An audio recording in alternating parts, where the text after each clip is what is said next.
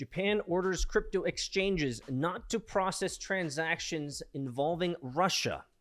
See, this, my friends, is problematic. Problematic. Crypto is a freedom tool to be used for freedom.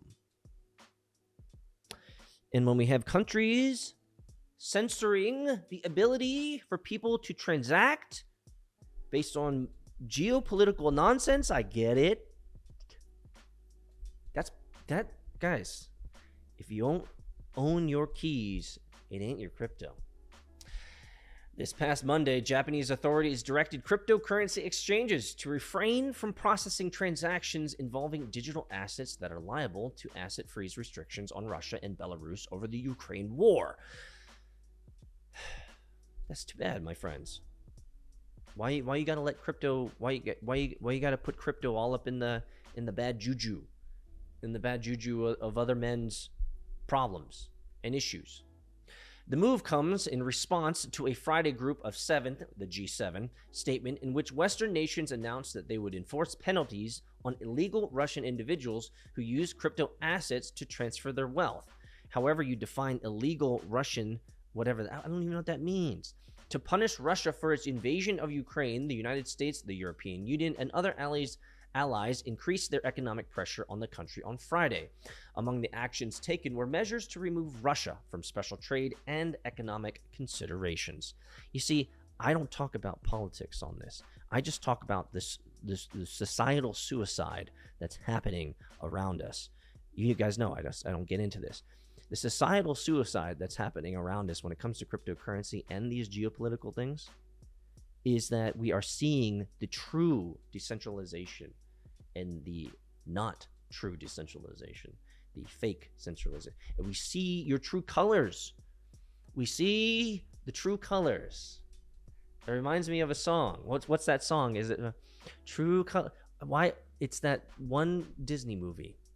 Anyway, the latest actions, according to U.S. President Joe Biden, will collectively impair Russia's financial structure that is already reeling from previous announced international sanctions, which have depreciated its currency and forced its stock exchange into a shudder. So, people are going to be using crypto to duck these sanctions? Well, we've talked about this before. There is a growing fear among the G7 advanced economies that Russian firms are exploiting cryptocurrencies to circumvent financial restrictions imposed on the country for attacking Ukraine. That's kind of why cryptocurrency is good. The U.S. Treasury Department published new recommendations mandating cryptocurrency exchanges based on the United States to abstain from transactions with sanctioned entities. We covered this previously.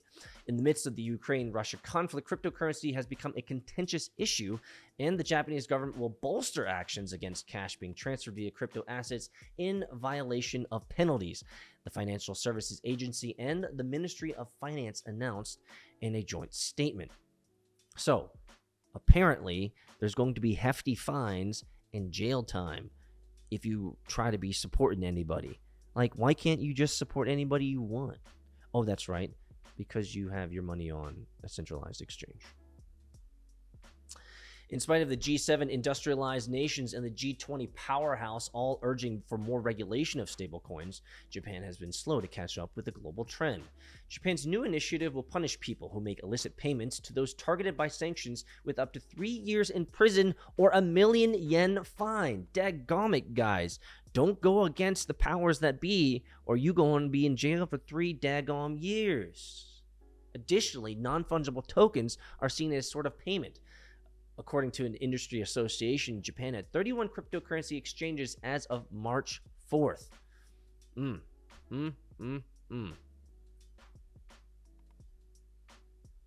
This is rough, guys. This is rough. We're now seeing the... I'm just looking at this.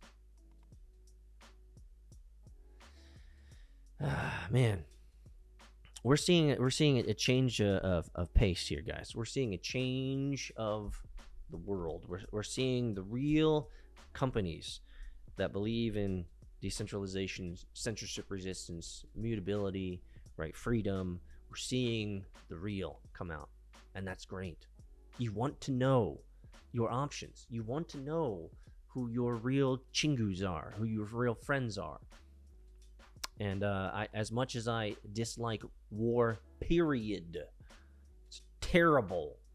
Why should we ever? Why should we ever? There should never be any war. Never.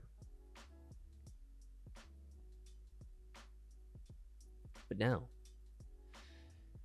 the good thing that's coming out of it is we get to see the real companies that believe in the real future of decentralization. It's time to choose. Smash the like button, guys. It really does help. Subscribe, let people know, retweet, do whatever you need, guys. I just enjoy being here, encouraging you, and giving you a couple of ideas that generally don't make a whole lot of sense at the end of the day.